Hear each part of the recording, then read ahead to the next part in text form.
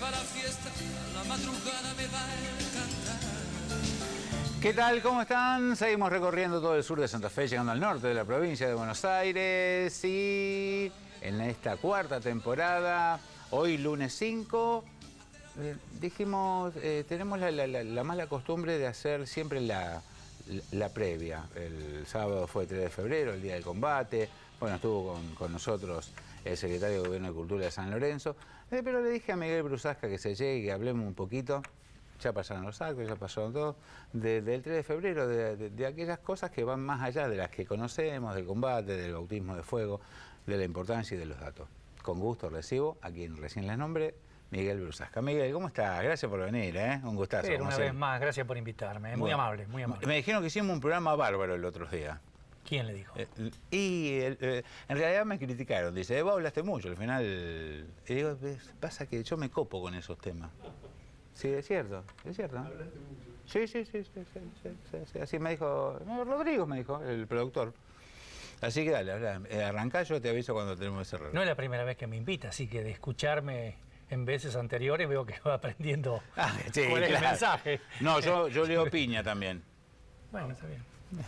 Es su libertad. Cada uno. Es su libertad. Cada uno elige cómo combatir el insomnio. ¿Vos sabés qué me dijeron? Me dice, ¿el 3 de febrero es el nombre de la calle de Rosario y de otros lugares? Me parece que no, que tiene que ver con otro... ¿Y no será que tiene que ver con la batalla de Caseros? 3 de febrero del 52, Urquiza, Rosas.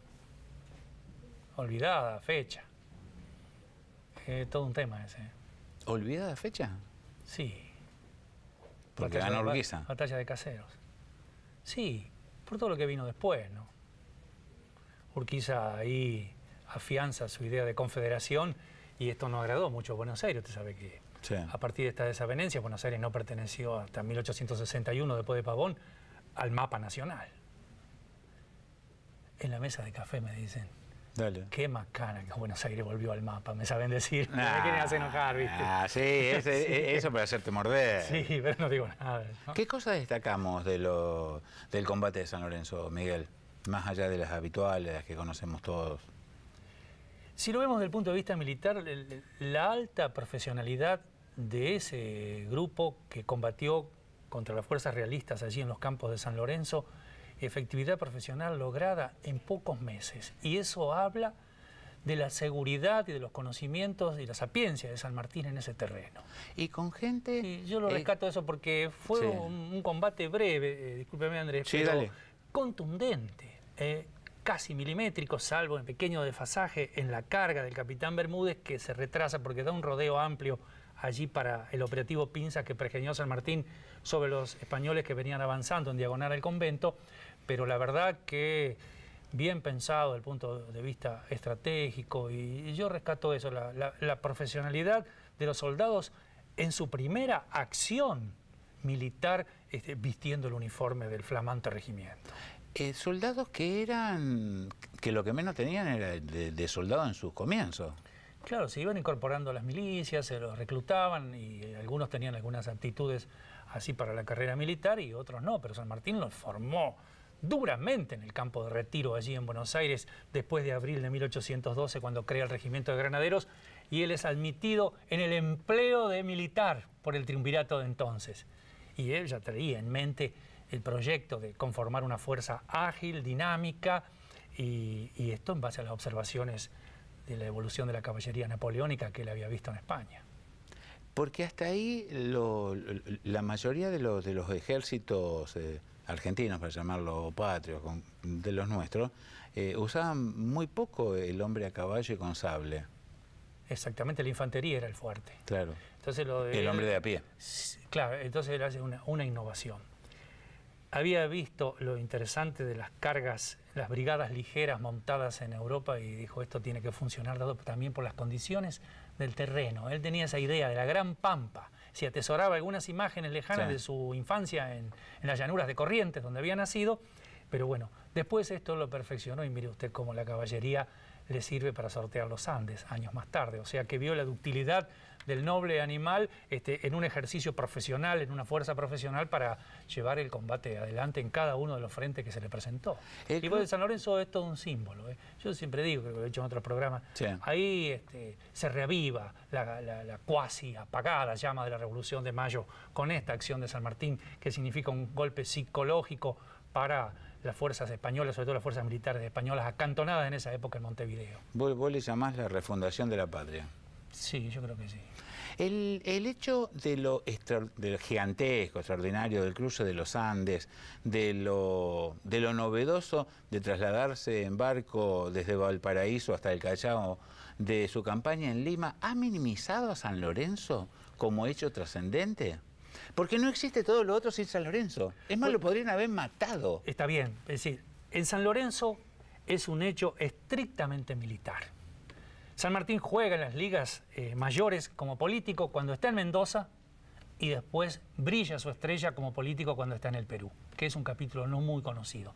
Lo de San Martín se circunscribe a una operación estrictamente militar que podría haber tenido su prevención meses antes si un documento que no es muy conocido, redactado por San Martín cuando él le dan su primera comisión como resguardar la seguridad de Buenos Aires y sus alrededores, cuando ya el regimiento de granaderos iba tomando forma, le había presentado un documento que decía que más allá de resguardar Buenos Aires y sus costas y el puerto, había que extender ese resguardo aguas arriba del Paraná. Y lo único que consiguió que le dieran jurisdicción hasta Zárate. Después se cumplió lo que él dijo. Los españoles, sitiados en Montevideo, la única vía que le quedaba era la vía marítima, la vía del río, perdón, sí. La vía náutica, y entonces subían sus naves para aprovisionarse y a su vez esas vituallas llevarlas al sitio de Montevideo, al cuartel, por el río Paraná. Si él hubiese en realidad establecido un plan más ambicioso, por allí San Lorenzo no se concretaba porque hubiese habido una prevención, cuyo primer ensayo fueron las baterías de Belgrano aquí. Claro, Independencia y ya los españoles querían ingresar el río. Y uno de los objetivos de esa flotilla de Zavala, que para reaprovisionarse en San Lorenzo, era Punta Gorda, para ir allí, desembarcar y establecer una punta de lanza para entrarle a los sitiadores de Montevideo por sus espaldas, para romper el cerco. Punta Gorda, Diamante, actual Diamante, la zona de Diamante. Y entonces se detuvieron en San Lorenzo y San Martín los venía midiendo, los venía siguiendo con sus granaderos, y vio que iban a desembarcar, pero no en son de combate, porque pensaron que no había nadie, más que unos pocos frailes en ese lugar. Sí. Y ahí entonces ejecuta su primera acción militar relámpago, la carga de caballería, que sorprende a las tropas españolas y crea todo un simbolismo desde el punto de vista militar, donde queda demostrado que una fuerza pequeña, altamente profesional y con gran capacidad de movilización, como era en ese caso montados, sí. Podía hacer muchísimo daño, inclusive a fuerzas experimentadas. Y esa es la simbología militar que ofrece San Lorenzo. La palabra ensayo, San Martín la usa en el parto, en uno de sus documentos. Sí, pero hoy esa palabra ha cambiado. Un ensayo es un partido de fútbol donde dos equipos que están por comenzar el torneo ensayan algunas cosas, bueno, el resultado es totalmente está más ligado secundario. A la dramatización. Hacemos un ensayo y después ponemos la obra final en escena. Exacto. Aquí en realidad es la utilización... Practiquemos a ver cómo sale. Es la utilización de una gramática que era común, el término ensayo en ese momento era la acción en sí. No había tiempo, la verdad, para ensayo. Él sí, mide las circunstancias, hace la composición espacial, se da cuenta al observar en esa madrugada que van a desembarcar y entonces ya sus tropas estaban casi dispuestas y ejecuta la acción militar. No es un ensayo, es una acción que San Martín determina minuciosamente. Él lo llama ensayo por la utilización de una terminología que en esa época posiblemente la palabra ensayo no tenía las mismas connotaciones con la cual la usamos en estos días. Miguel, sí. A quienes nos gusta leer las cosas de San Martín, en el tema San Lorenzo observamos que él, más allá de sus granaderos y de él mismo, tenía distribuido gente que le iba soplando qué era lo que pasaba. Eso es muy interesante. ¿Quedó documentación de quiénes eran esas personas? ¿O eran algún muchacho de la zona que decía, vos andá y fíjate y decime? Mire, dentro de ese grupo, ese núcleo de 120 granaderos que inician su recorrido y que cubren la distancia entre Buenos Aires y San Lorenzo en 3 jornadas, lo cual es un récord histórico, desplazándose 80 kilómetros por día, lo que se llamaría a revienta caballos, e inclusive haciéndolo mayormente de noche para no ser vistos. Algunos soldados se desplazan de la tropa y cabalgan más cerca del río, vestidos de paisanos, y ellos son los que van informando la evolución de las naves. Pero aparece un componente interesante que destaca también la valentía de algunas milicias, de algunos patriotas que ya habían asumido el compromiso de la defensa de nuestro suelo, como don Celedonio Escalada, A ver. que era un comandante militar de esta zona del Rosario, y tenía sus seguidores, sus milicianos. Y ellos hostigaron lo que sería de Granadero Baigorria hacia arriba, los hostigaban hacia estos españoles. Y no tenían sus armas al alcance como para hacer daño, pero los españoles un poco que lo tomaron en cuenta. Y lo que sucedió al ver Escalada y sus soldados, sus milicianos, que mucho daño no podían hacer, fueron informados que venía una partida rumbo a San Lorenzo de soldados procedentes de Buenos Aires y le acercan información. No sé cuántas naves eran, qué ensayos habían hecho en las islas aledañas. Y entonces esto se puede interpretar también como un primer servicio de hostigamiento y de espionaje. Es decir, no es que San Martín llega ahí y dice ¿con qué me voy a encontrar? Ya Escalada y sus hombres, que habían hostigado a estas tropas, tirándole algunos tiros a la distancia desde la costa, le informan a San Martín cómo es la situación.